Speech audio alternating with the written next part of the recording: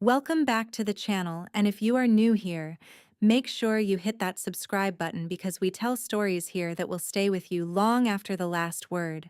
Stories about love that defies every law of nature, about people who were told they were nothing and turned out to be everything. Today's story is one of those.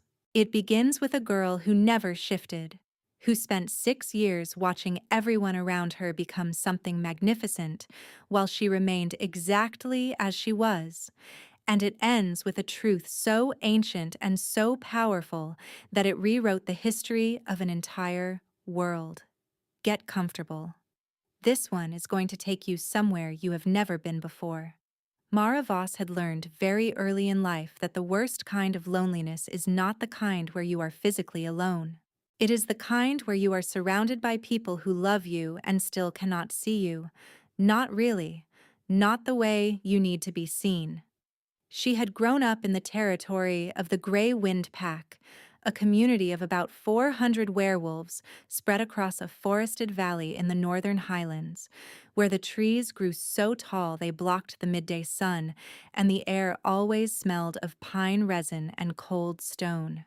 Her father, Henrik, was the pack's beta, which meant she had grown up in relative comfort and considerable visibility, known to everyone, invited to every gathering, never excluded from the fire circles or the harvest feasts or the winter ceremonies. And yet, she had always felt the particular ache of a person who belongs to a place geographically but not spiritually, who participates in a life without being truly part of its essential fabric.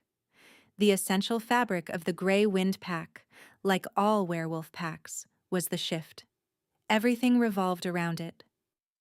The first shift at 16 was the central rite of passage, celebrated with 3 days of ceremony and feasting. The quality of one's wolf form determined social standing in ways that were never spoken aloud, but always understood. The largest wolves became enforcers and hunters. The fastest became scouts. Even the smallest, most unremarkable gray wolves had their place in the hierarchy, their purpose in the collective life of the pack. Mara had watched every single one of her peers transform on the night of their 16th birthday under the full moon, watched them scream and writhe and then rise on 4 legs, shaking and wild-eyed and new. She had stood at the edge of that circle for years, first waiting for her own turn, then pretending she did not mind that her turn never came. She had been 16, then 17, then 18. The pack's healers had examined her and found nothing wrong. Her blood carried the wolf gene, they confirmed. It was there, dormant but present, and yet it never activated. The alpha at the time, a broad-shouldered man named Gregor, who had been her father's closest friend for decades, had called it a late emergence and told everyone to be patient. By the time Mara turned 20, patience had quietly transformed into pity, and pity into a kind of collective forgetting. She was Henrik's daughter. She was pleasant and quiet and extraordinarily good at the archival work she had taken up at 18, to give herself something useful to do, and she was not a wolf. These facts coexisted in the pack's consciousness without particular drama, which was in some ways worse than drama. Drama would have meant she mattered enough to fight over. The archive of the Grey Wind Pack was housed in a long stone building at the edge of the pack's central compound, built 3 centuries ago by an alpha who had believed, unusually for his time, that history was worth keeping. The building smelled of old paper and cedar oil and the particular metallic scent of ancient ink, and Mara loved it with a devotion she had never felt for anything else. She had reorganized the entire collection in her first year, building a cataloging system that cross-referenced bloodlines, territorial disputes, seasonal records, and ceremonial documentation in ways that made 4 centuries of pack history suddenly navigable. The previous archivist, an elderly woman named Dora, who had retired to a smaller role when her eyesight began to fail, had told Mara she had a gift for finding patterns in things that looked like chaos. Mara had held that compliment close for years, turning it over in her mind on the difficult days. It was on a Tuesday in late October, during the kind of gray afternoon that felt like the sky was pressing down on the earth, that Mara found the parchment. She had been working through a crate of documents that had arrived 3 years ago from a dissolved northern pack, their records folded into oilskin and packed in a chest that no one had gotten around to opening. Most of the documents were routine: territorial maps and trade agreements, and the minutes of long-ago council meetings. But near the bottom of the crate, wrapped separately in a piece of cloth that had once been deep blue and was now the color of old smoke, she found a single sheet of parchment so old that the edges had gone translucent. The writing on it was in the old script, the pre-standardization script that required specialized training to read, and Mara was one of perhaps 4 people in the entire pack who could read it fluently. She carried the parchment to her work table under the best lamp in the building and bent over it for a long time before she was certain she was reading it correctly. The document was not a territorial record or a trade agreement. It was a prophecy, written in the formal prophetic style of the old northern seers, with its characteristic pattern of triple repetition and celestial anchoring. Most of the text was standard seer language, dense with imagery of moons and blood and territory, the kind of grandiose metaphorical writing that historical prophecies tended toward. But there was one passage near the center of the page that stopped her breath in a way she could not immediately explain. She read it 3 times, then a 4th time, then sat back in her chair and stared at the lamp flame for a long moment before she read it again. She who does not howl is not silent. She who does not run on 4 legs does not crawl. The daughter of wolves who bears no wolf was given a different sky, a different form, a different name by the oldest law. She is the guardian of the space between worlds, and the king will know her face before she knows her own reflection. Let no one speak this aloud in the presence of the unawakened, for naming calls, and she must wake in her own time, or she will not wake at all. Mara folded the parchment very carefully, returned it to its blue cloth wrapping, and placed it in the locked drawer of her desk where she kept documents that required further authentication before being added to the official collection. Then she went home, ate dinner with her father, and said nothing about what she had found. Henrik was 61 years old and had never stopped believing that his daughter's shift would come eventually, and she did not have the heart to show him a document that suggested the shift was never coming because she was not, in some essential way, a wolf at all. She lay awake that night listening to the forest sounds outside her window, the distant movement of pack members on night patrol, an owl calling from somewhere in the high branches, and she thought about what it meant to be named something you did not yet know how to be. If you are finding this story as gripping as I am telling it, please drop a comment below and let me know you are here. Your presence means everything, and we are just getting started. 3 days after Mara found the parchment, the Alpha King arrived. His name was Kale Ashenvale, and in the world of werewolf packs, his name functioned less like a name and more like a weather event. The kind that people announced in advance and prepared for and spoke about in lowered voices even after it had passed.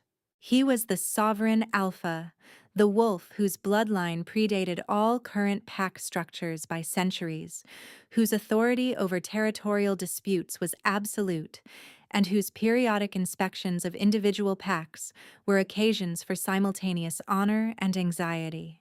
He traveled with a small retinue, never more than 8 wolves, which was itself a statement of power, a demonstration that he needed no army because his presence alone was sufficient.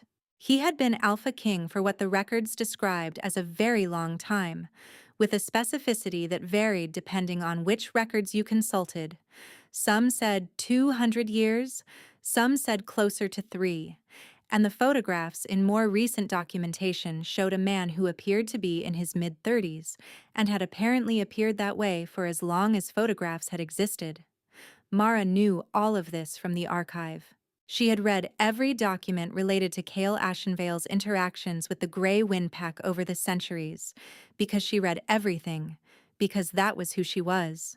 She knew that he had visited the pack 4 times in recorded history, twice to settle territorial disputes with neighboring clans, once to preside over a succession crisis when the Alpha lineage had nearly failed, and once for reasons the records described only as a personal matter, with no further elaboration. She knew that he communicated primarily through written correspondence and official emissaries, and that his direct visits were rare enough to be significant. She did not know what he looked like. The historical records contained no images, only descriptions, and descriptions of powerful people tended toward the hagiographic and therefore useless. Before we continue, listen to this message that could save your life. Excess sugar in the blood can lead to a number of serious health complications. Diabetes significantly increases the risk of heart disease, including heart attacks. High blood glucose levels can damage blood vessels, increasing the risk of strokes. In other words, at any moment you could suffer a sudden heart attack or stroke. Right now, if you have any type of diabetes, your life is at great risk. Stop everything now. Your health, your well-being, and your future deserve it. Click the link in the first comment and watch the video that will change your life. Watch it to the end and discover how to take the next step towards a life without limitations. Control is within your reach. Link in the first comment to watch the video.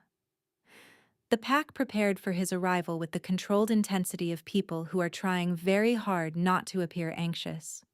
The central hall was cleaned and re-cleaned. The Alpha Gregor went through 3 changes of ceremonial attire before settling on the 4th. The senior wolves rehearsed the formal greeting protocols that most of them had never actually used. Mara was not part of any of this preparation. Her role was to prepare a formal presentation of the pack's archival holdings in case the king wished to review territorial documentation, which was a standard part of inspection protocol, and she had been doing that for 2 days, pulling the relevant maps and boundary agreements and organizing them in the presentation order specified by the royal inspection guidelines she had sourced from the Interpack administrative records. It was useful work. It kept her hands busy and her mind from returning too frequently to the parchment in the locked drawer. She was in the archive when she heard the convoy arrive, the low rumble of vehicles on the gravel road that served as the pack's main access point, and the particular silence that fell over the compound as 400 wolves simultaneously shifted their attention toward a single point. She stayed at her work table. There was nothing for her to do yet, and she had learned long ago that inserting herself into pack ceremonies where she had no assigned role only made her feel more acutely the ways she did not belong. She returned to her cataloging, working through a set of boundary maps from the 1940s that needed to be cross-referenced with more recent GPS-based surveys, and she was deep enough in the work that she almost missed the knock at the archive door. It was one of Gregor's enforcers, a young man named Tomas, who she had known since childhood, and who had the grace to look slightly uncomfortable when he delivered his message. The king had asked to review the archival holdings. Now, she was to bring the presentation materials to the central hall immediately. Mara looked at Tomas for a moment, then at the organized stack of materials on her work table, then back at Tomas. She had been ready for 2 days. She picked up the materials, straightened her gray archivist's coat, and followed him across the compound. The central hall felt smaller than usual with so many people in it. Gregor and his senior wolves arranged in formal reception position, the 8 members of the king's retinue standing in a loose perimeter with the particular relaxed alertness of people who are never fully off duty. And at the center of all of it, with his back to the door when Mara entered, a man in a dark coat who was in conversation with Gregor in a voice too low for her to hear across the room. She took her position at the archival presentation table that had been set up along the left wall, arranged her materials, and waited. Around her, she could feel the collective attention of the room, the specific quality of awareness that 400 years of wolves still carried in their bodies, even when standing in a building and wearing contemporary clothing. the animal attentiveness to hierarchy and power and the particular currents that ran between significant individuals. When the king turned around, Mara was looking down at her materials, making a small final adjustment to the order of the boundary maps. She was not looking when the room shifted. She felt it, though, felt the quality of the air change in a way she had no framework for and could not afterward describe adequately. It was not a scent, exactly, not a sound, but something that she had no sensory vocabulary for, something that registered somewhere underneath all of her conventional senses and said, in a language older than words, "Pay attention." She looked up. He was exactly as the oldest records had tried and failed to describe him, because the difficulty with describing Cale Ashenvale was not a shortage of remarkable features, but a surplus of them, and more than that, the way those features organized themselves into a kind of coherence that exceeded their individual parts. He was tall, broad-shouldered but not excessively so, with dark hair that was slightly too long for contemporary convention, and the kind of face that had been shaped by centuries of decisions into something that was simultaneously austere and, underneath that austerity, something else.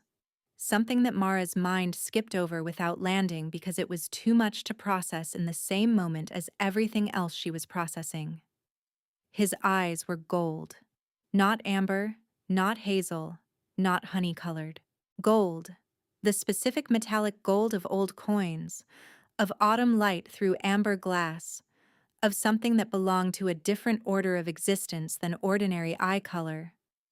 Those gold eyes found her across the room approximately 2 seconds after he turned around, and they stopped.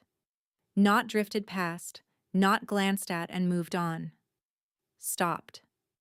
With the specific quality of stopping that happens when something expected and long waited has finally arrived. Mara had never in her life been looked at that way. She had been looked at with pity and with fondness and with the particular exasperated affection her father brought to most of his interactions with her. But she had never been looked at as if she were an answer to a question someone had been carrying for a very long time. The intensity of it was enough to make her look back down at her materials almost immediately, her heart doing something irregular in her chest that she chose to attribute to professional anxiety about the presentation. He crossed the room toward the archival table with Gregor beside him, and Gregor introduced her as his pack archivist, which was accurate, and said that she had prepared a comprehensive presentation of the territorial documentation, which was also accurate. Mara looked up again and found those gold eyes still on her, and the thing she noticed, the thing that would stay with her for a long time afterward, was that he did not seem surprised by her. He seemed to recognize her. These were not the same thing, and the difference between them was something she could not stop thinking about later, in the quiet of the archive after everyone else had left. "Your name," he said, and his voice had a quality that she had no good word for. It was deep without being performatively so, with an undertone of something that resonated in the chest, not unpleasantly, like a bell that had been rung in an adjacent room. "Mara Voss," she said. "I am the pack archivist." "I know what you are," he said, and there was something in the way he said it that made Gregor glance at him quickly, and then look away, and made the nearest members of the retinue go very still. Something that made Mara's hands tighten slightly on the edge of the presentation materials. "I would like to review the archive itself, not just the presentation materials, the full collection." It was a highly unusual request. Inspection protocol did not include full collection reviews. Gregor looked at Mara. Mara looked at the king. The king looked at Mara with those gold eyes that seemed to see things she was not showing anyone. "Of course," she said. "When would you like to begin?"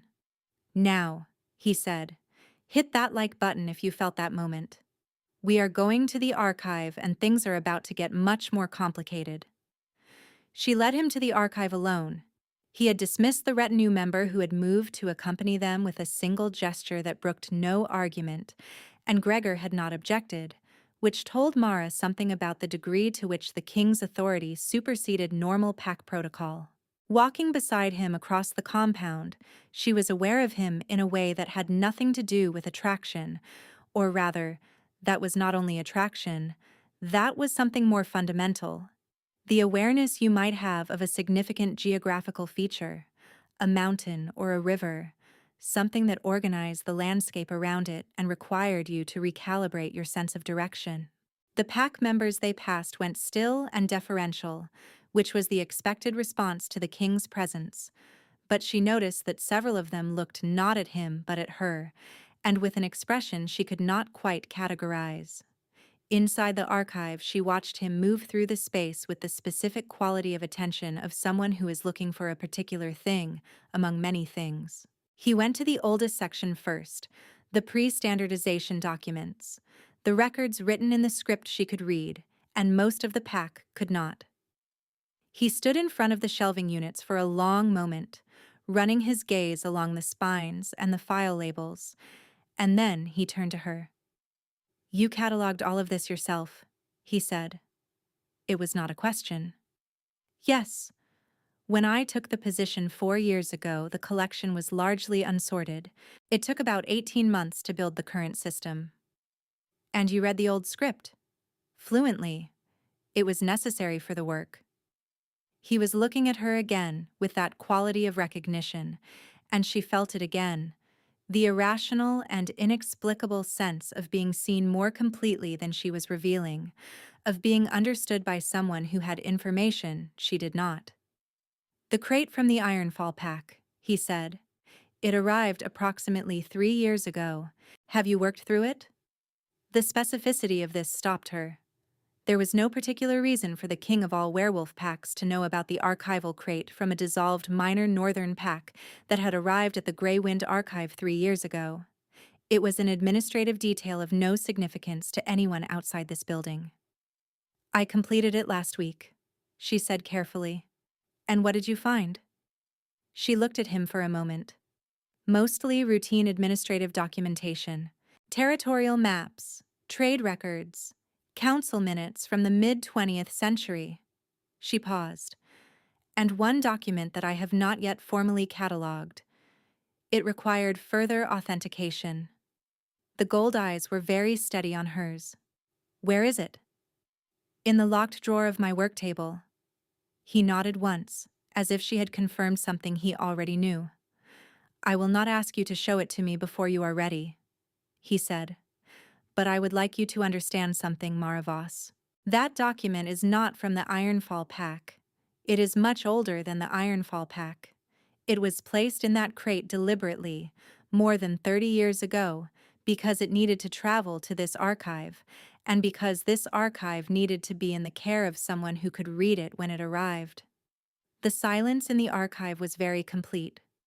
Outside, she could hear the forest, the wind moving through the high branches, a bird calling from somewhere distant.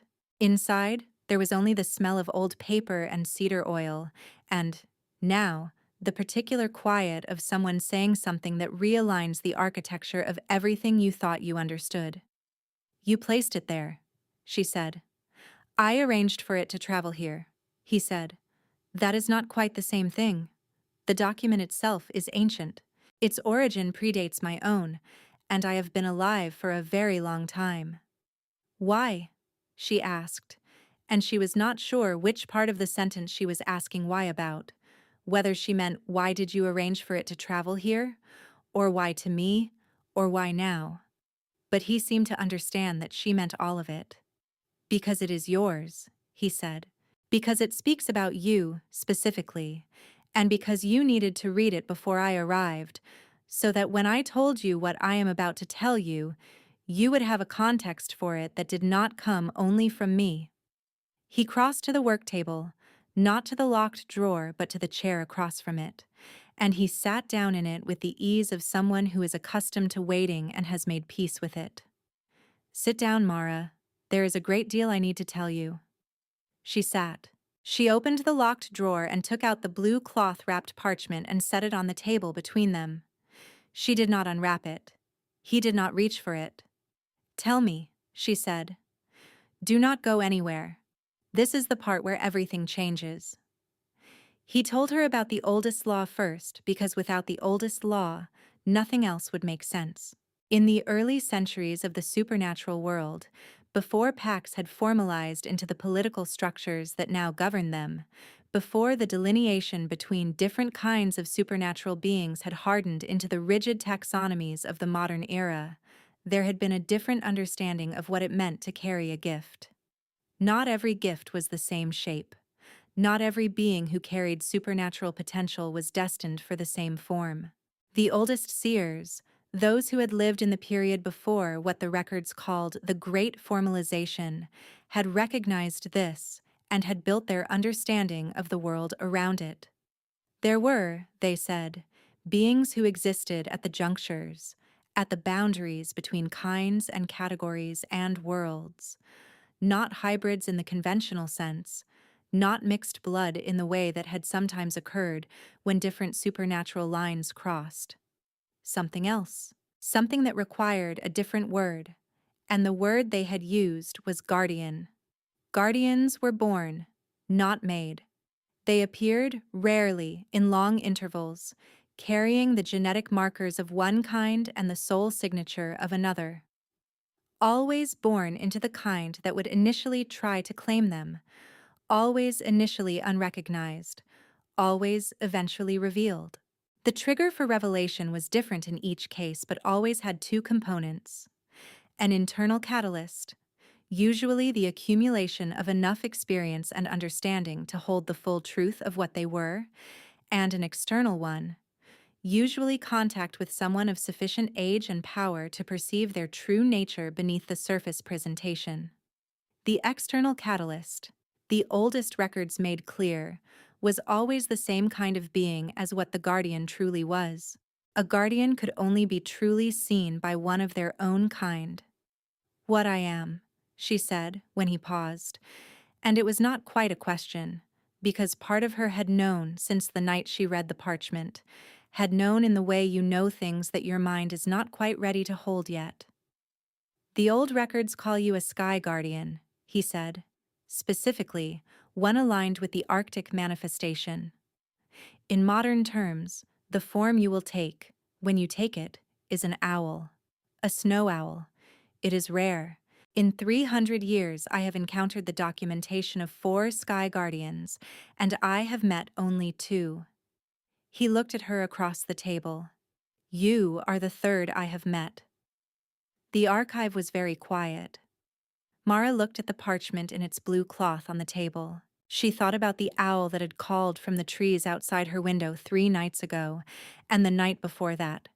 And she thought about the fact that she had been hearing it for longer than that, had been hearing it on and off for months, a presence in the high branches that she had never been able to locate in the daylight, that she had assumed was simply a forest owl going about forest business. She thought about the way she had always felt most clear-headed in the hours before dawn, in that particular cold blue quiet, and the way she had never, not once in her life, minded the cold the way the other pack members did.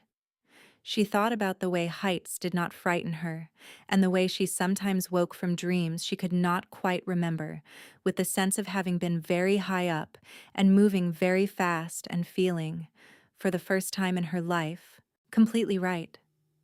"What does it mean?" she asked. "For my life here? For the pack?" He was quiet for a moment, and she respected him for not rushing the answer. "Sky guardians are not pack animals," he said carefully. "Not in the werewolf sense. Your nature is solitary in ways that theirs is not.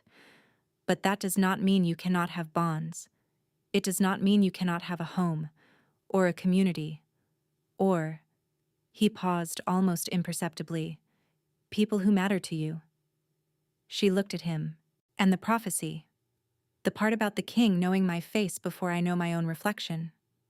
Something moved across his face, something that was not quite the absolute control he had been maintaining, and that she thought, in someone less composed, might have been called vulnerability. "That part," he said, "I have been carrying for a very long time." She waited. "I am not a werewolf," he said. "My title is King of the Packs, and I hold that authority by treaty and by age and by the respect of centuries. But I am not of the wolf kind. I am something older. My own kind had no formal name in the early records. We were simply the oldest, the first, the ones who were already present when the others were still becoming. He looked at her hands, which were folded on the table, and then back at her face. In the language the old seers used, we were skywalkers. We took the form of great raptors. We were not wolves, and we were not owls, and we were not any single thing the modern taxonomies have a name for. We were the first guardians, if you like, the originals. You are a raptor, she said slowly, and I am an owl. You are a sky guardian, he said, and I have been looking for you for 300 years, not because the prophecy told me to, though it did, but because my own kind is gone. All of them, the last of them, before I was old enough to remember. I have been the only one of my kind for longer than most current packs have existed, and the prophecy that my predecessor left me said that the end of that particular solitude would come in the form of a guardian born into a wolf pack, one who had not yet found her wings. He was looking at her with the gold eyes that she was beginning to understand were not simply an unusual eye color, but the physical manifestation of what he was, the actual form of him showing through the surface of his human presentation. I am not telling you this to lay a claim on you, Mara. I am telling you because you deserve the full truth. And because I have had 300 years to think about how I would say this when the moment came, and every version I prepared in advance felt inadequate. So I am simply saying it plainly. I know you. I have known you by the shape of the absence you left before you arrived. And now you are here, and I am asking nothing of you except that you allow yourself to know what you are. The silence after this was very long and very full. Outside the archive, the wind moved through the forest with the particular voice of late October, cold and clear, and carrying the smell of coming winter. Inside, Mara sat across the table from a being who was 3 centuries old and had just told her, plainly, that she was the answer to a question the universe had left open for an extraordinarily long time. She was aware that she should probably be more destabilized by this than she was. She was aware that the appropriate response to being told you are not what you thought you were, that your entire identity framework was missing its central fact, was probably something more dramatic than the strange and specific calm that she was feeling. But she was also the person who had spent 6 years being told, implicitly and explicitly, that she was incomplete, that her failure to shift was a deficiency, that she was a wolf who could not wolf, and she was now being told that she had never been a wolf at all, that the absence that had defined her in the pack's eyes was not a lack, but a different kind of presence, and something in her was responding to that, not with shock, but with a recognition as old and as certain as the owl calling from the branches outside her window. "Tell me the rest of the prophecy," she said. "Not the line from the parchment, the one you have been carrying." He reached into the inner pocket of his dark coat and produced a piece of paper, not parchment, regular paper, folded carefully, with the quality of something that has been unfolded and refolded many times over a very long period. He unfolded it and set it on the table between them. The writing on it was in a hand she did not recognize, and a script that was neither the old pack script nor any modern language she could identify. "I cannot read this," she said. "No," he agreed, "not yet. But you will.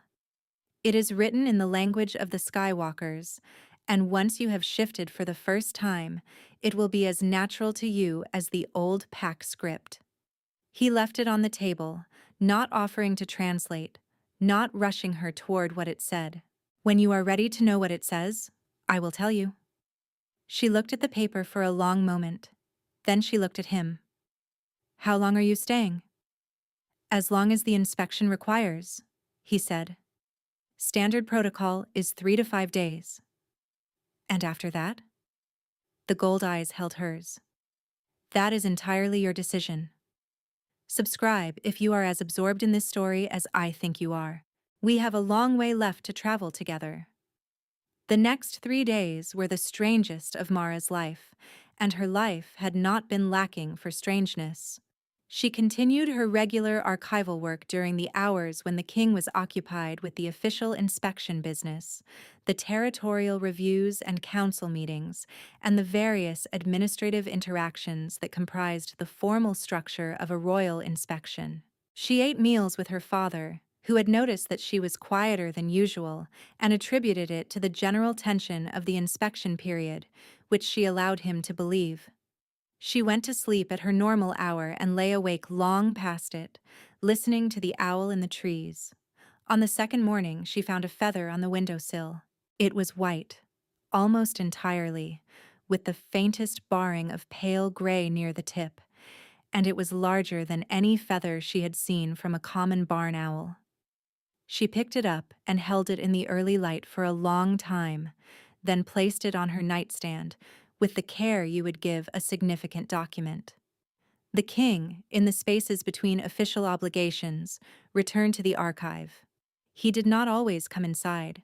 Sometimes she looked up from her work table to find him standing in the doorway, not crowding the space, simply present in it, and they would talk or not talk in an easiness that she did not fully understand, given how little time they had known each other, but that felt like the recognition she had seen in his eyes, like something that predated its own circumstances. He told her about the packs he had known over the centuries, the ones that had risen and fallen and reformed, and the patterns he had watched repeat themselves across 400 years of supernatural political history. She told him about the archival work and the particular pleasure of finding the systems inside historical chaos, the way long-term documentation revealed the deep structures that were invisible in the short term. They talked about the Ironfall Pack, and he told her that the documentation from that collection had been, in its original existence, the archive of a pack that had briefly housed a sky guardian in the early 20th century. A young woman who had shifted and then disappeared from the records 2 years later in a way that he had spent decades trying to understand. What happened to her? Mara asked. She was frightened, he said, by what she was, and by what it meant for the life she had built. She chose not to remain in the supernatural world. She built a human life instead. He was quiet for a moment. I do not know if she was wrong to. She had the right to choose.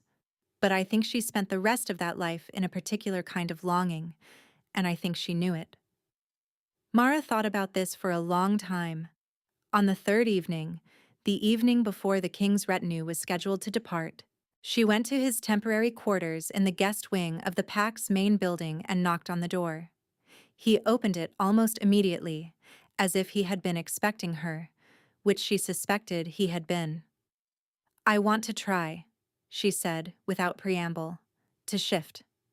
I think I have been trying in the wrong direction my entire life, trying to go down, into the earth, into the wolf shape, and I need to try going up instead. He looked at her for a moment in the way she was coming to recognize as his version of consideration, the internal processing that, in a person less controlled, might have looked like surprise or relief, or something more unguarded than he generally allowed himself. All right, he said. Come.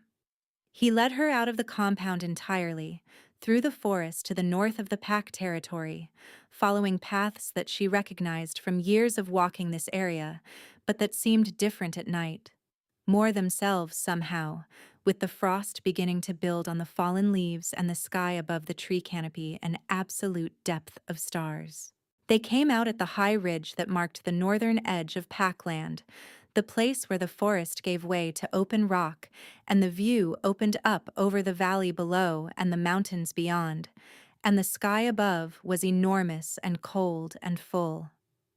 I do not know if I can explain the mechanics to you, he said, standing beside her on the rock. My own shift is ancient and instinctive, and I have no memory of learning it. But I think for you, the most useful thing I can tell you is this. Do not look for something to become. You are not becoming anything. You are remembering something that was always there. She stood at the edge of the ridge and looked up at the stars for a long time. She thought about 6 years of failure, 6 years of trying to be a wolf, 6 years of the specific humiliation of reaching for something everyone around her had and coming back empty-handed every time. She thought about the feather on her windowsill. She thought about the dreams of altitude and speed, and the sensation of absolute rightness that vanished on waking. She stopped trying to push down and out, and instead let herself do something she could not have named before this moment. Let herself expand upward. Let the part of her that had always pressed against the ceiling of her wolf-expecting body simply unfold the way a wing unfolds. Naturally, without forcing. The way a door opens when you finally push it in the correct direction. What happened next was not like the wolf shifts she had watched. There was no screaming, no violent physical reorganization, no moment of obvious agony. There was a sensation of extreme cold that became immediately indistinguishable from extreme clarity. And then there was the wind. And then there was the sky. And then she was in it. And it was exactly like the dreams, except that this time she did not wake up.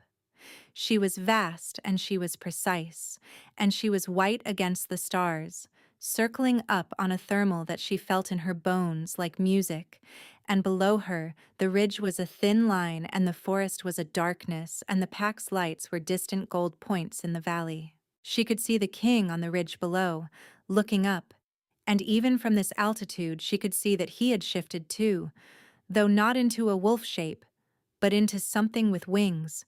Something dark and enormous and ancient, a shape that was not quite an eagle and not quite any bird she had a name for, and he rose to meet her on the thermal, and they circled together in the cold upper air, and she understood, with a certainty that had no need of words, that this was what had been missing, that this was the shape of the life that had been waiting for her all along.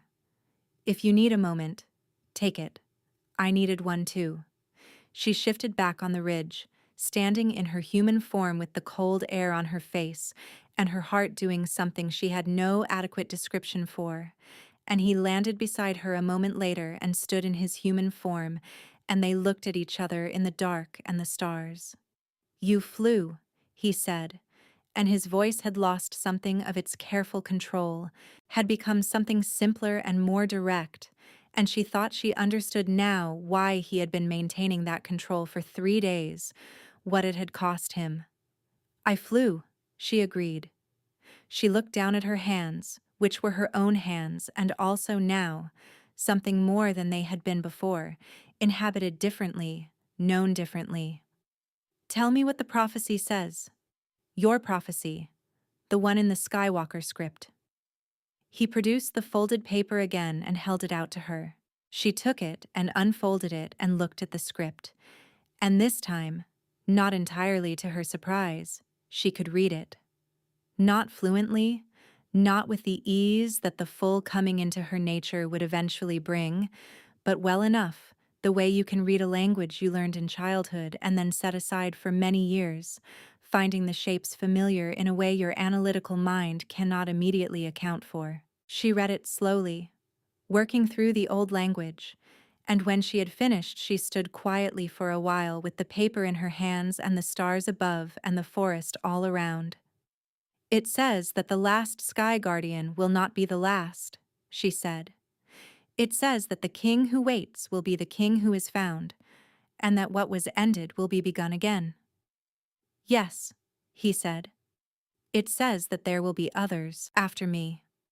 That is what I have understood it to mean." The gold eyes were very steady.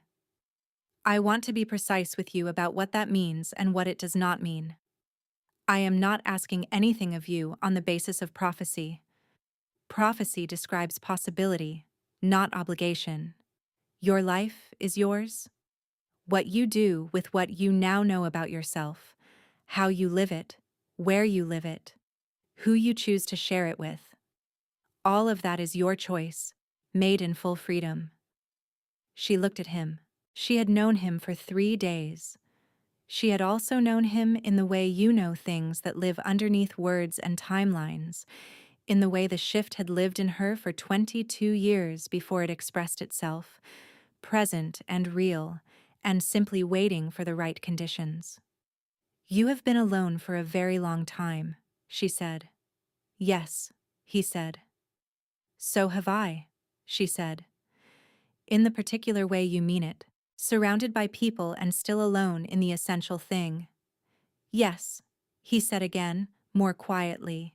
She folded the prophecy paper carefully and held it out to him. He took it. Their fingers did not quite touch, and then they did, briefly, and even that brief contact had the quality of something that had been a long time arriving. "I am not ready to leave," she said. "My father is here. My work is here. I am not ready to simply depart." "I would not ask you to," he said. "But I am also not ready to stay in exactly the way I have been staying. I know something now that I did not know before, and that changes how I can be here, what I can be here." She looked back toward the distant lights of the pack compound. "I think I need to tell Gregor the truth about what I am. And I think the pack needs to know, not because I owe them an explanation, but because some of them have spent 6 years being confused by my presence, and I am tired of being a confusion when I could be an understood thing." "That is very reasonable," he said. "Will you be there when I tell him?" A pause. "If you want me there." "I think I do," she said. "Not because I need the authority of your presence, but because I am new to this, to knowing what I am. And I think I would like to not be entirely alone in the room when I say it aloud for the first time." He looked at her for a moment that stretched. "I will be there," he said. "And Mara." She waited. "I want you to know that however this proceeds, whatever you choose, I did not come here to retrieve you like a lost artifact. I came because the direction was right, and the time was right, and because I have spent 300 years trying to do things the right way, rather than simply the expedient way. And the right way, in this case, was to find you and tell you the truth, and then let you decide what to do with it.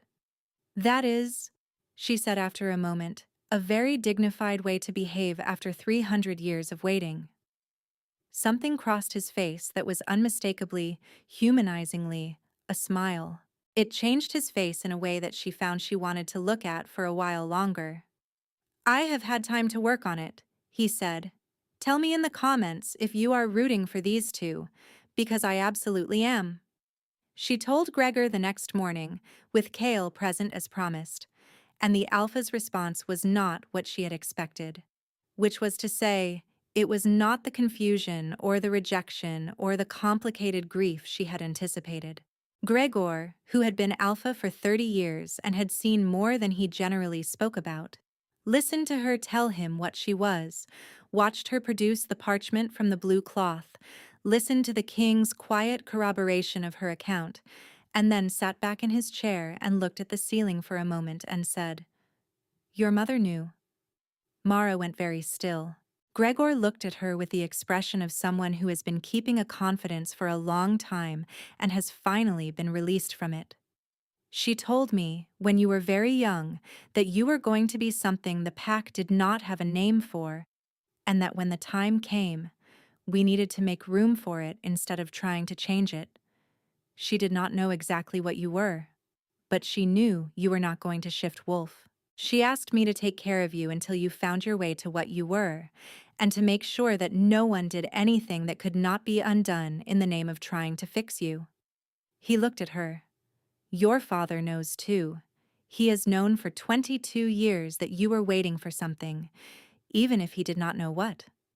The morning after that conversation, her father Henrik sat with her in the kitchen of the house she had grown up in and told her his version of the same story, and she learned that her mother, who had died when Mara was 7, had left a letter to be given to Mara when the time came.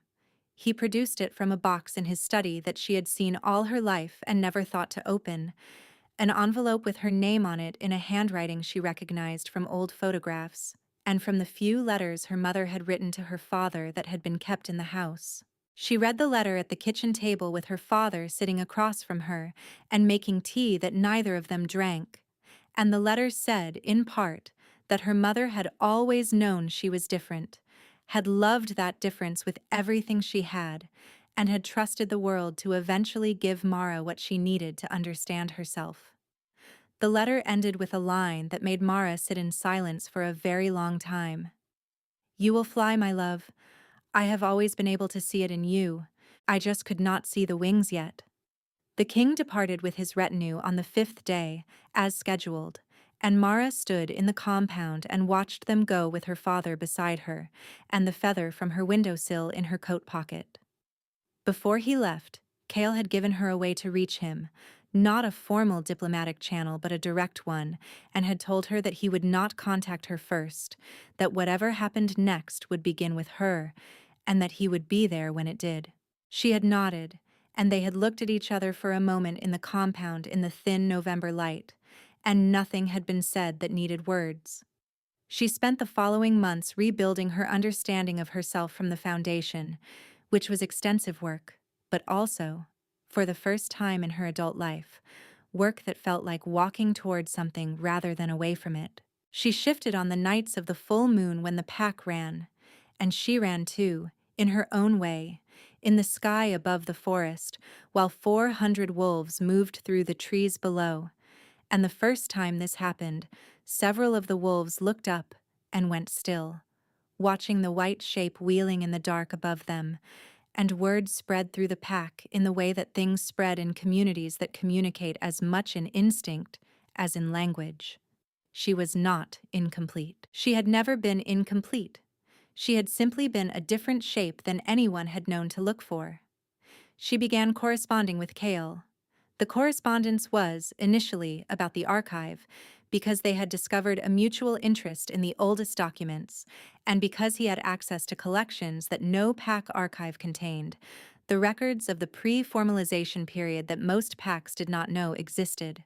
They exchanged scans of historical documents and discussed questions of interpretation and translation, and within these exchanges there were other things, observations and small stories, and the kind of reflective sharing that accumulates between people who are learning each other with the care that the question of each other deserves. She learned that he spent his non-inspection time in a compound in the northern mountains that he had built over the course of many decades, that he had learned 7 languages, not including the Skywalker tongue, that he had developed, over 3 centuries, the particular patience of someone who has understood that most things worth having require a long time, and that forcing the timeline damages the outcome.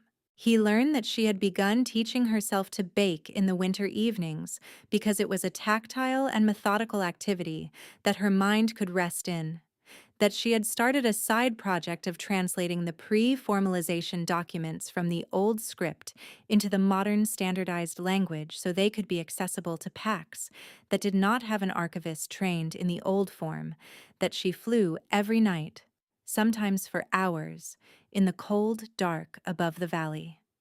In March, she flew north. It was not a simple trip. It was hundreds of miles, and she flew some of it in owl form and traveled some of it in a rented car when the distance or the weather required, and she had not told him she was coming because she had not quite known herself until she was already moving.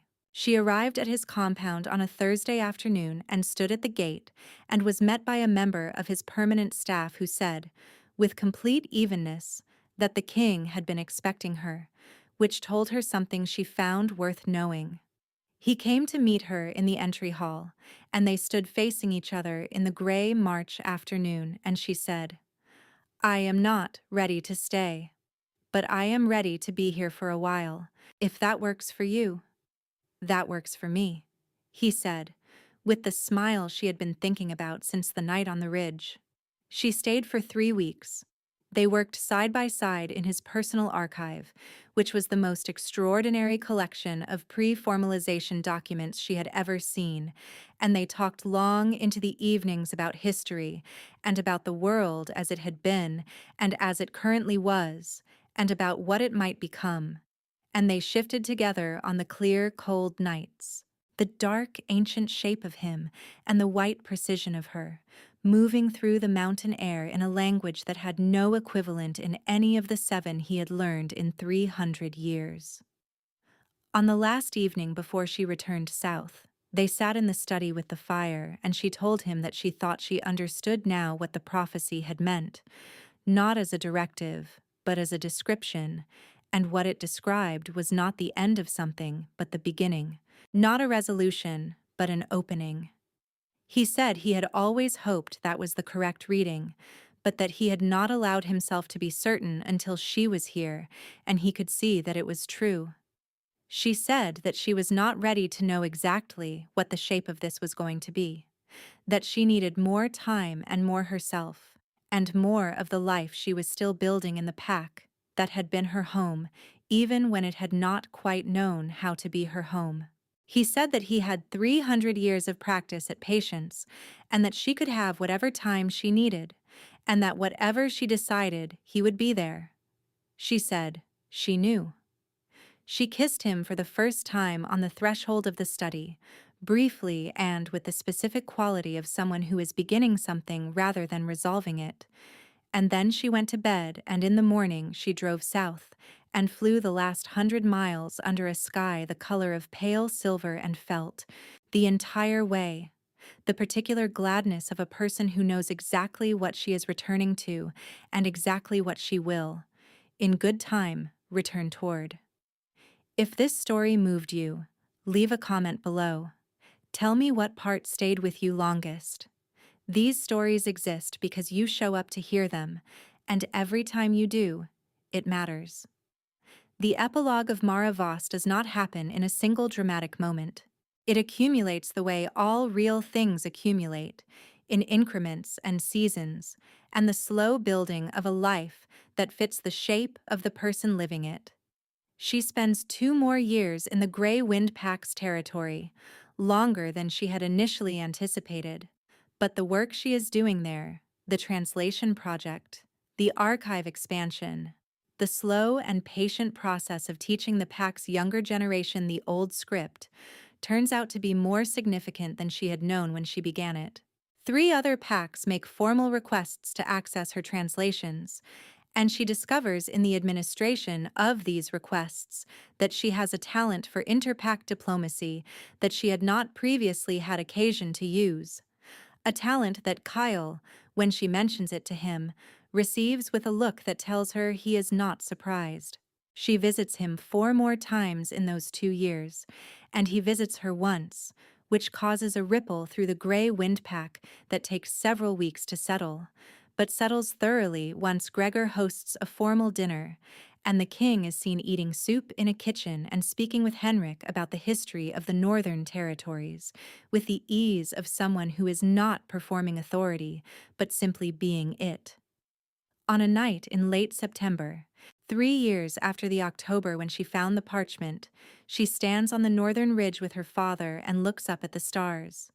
Henrik is 64 now, and his hair has gone fully silver, and he looks, she thinks, like the best version of himself, the version that has stopped worrying about things that turned out not to need worrying about. She tells him that she is going to go north, properly this time, not for a visit. That she has accepted a position, informal but substantial, as the administrator of the Interpack Archival Alliance she has spent the past year helping to build, a position whose requirements would make the Northern Compound the most practical base of operations, that this is a professional decision first and a personal one second, and that she is at peace with both layers of it. Henrik looks at the stars for a while, and then he looks at her, and he says that her mother would have been so pleased, and that he will visit in the winter, and that he hopes the Northern Archive has decent coffee. She laughs, and he holds her for a long moment the way he has held her since she was very small, and then she flies home under the September stars, the shape of her white and silent and absolutely herself against the dark.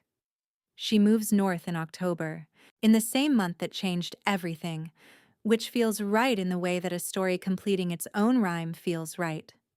The Interpack Archival Alliance takes 3 more years to fully establish itself, and in those 3 years, she learns things about supernatural political history and administrative structure, and the specific challenges of building new institutions from old materials that she could not have learned anywhere else. She works with Kale daily and separately from Kale daily, and figures out over time the exact shape of a life that holds both the work and the person and the freedom she needs to still be herself within all of it. And he is, as he has always been, patient in ways that she is not sure she deserves, but accepts as the gift they are.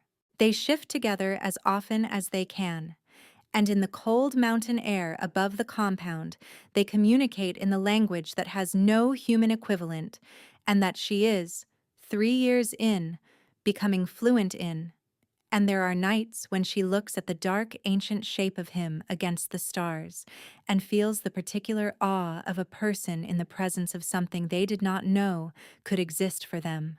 She translates the full body of pre-formalization documents over the course of 5 years. The completed archive is the most comprehensive record of the early supernatural world ever assembled, and it is dedicated in the formal dedication page to 3 people: her mother, who saw the wings before they existed, her father, who waited without knowing for what, and Dora, the retired archivist who told her she had a gift for finding patterns in chaos, and who was right. The third Sky Guardian Kale finds, 4 years after Mara, is a young man in a coastal pack who has never shifted and who has spent his entire life being told he is broken. Mara is the one who goes to meet him. She sits across from him in a room that smells of salt and old rope and explains what he is in plain language, with the directness of someone who has had a long time to think about what she herself would have needed to hear and when, and she watches his face as the truth arrives and recognizes in it the same thing Kale must have recognized in hers. Not surprise, exactly. Recognition. The thing that has always been true, finally finding its name. There is a moment, after he has shifted for the first time, standing on the cliff above the coastal pack's territory with the ocean below and the sky above, and his own white wings newly known to him, when he looks at her and says, "How do you live in a human body after you know what this is?" And she thinks about the archive, and her father's silver hair, and the kitchen in the house she grew up in, and the particular quality of Kale's smile on the threshold of the study, and she says, "The same way you always did. Fully. Only now you know what kind of full. Thank you for staying until the end of this one. If this story reached something in you, subscribe because there are more where this came from. Stories about people who were waiting without knowing what they were waiting for, who found themselves in the most unexpected places, who flew in ways they never knew they could. Leave a comment. Tell me what you felt. Tell me which moment stayed with you. Until next time, take care of yourself. And remember that sometimes the thing you were told was never missing at all. It was just waiting for you to look in a different direction.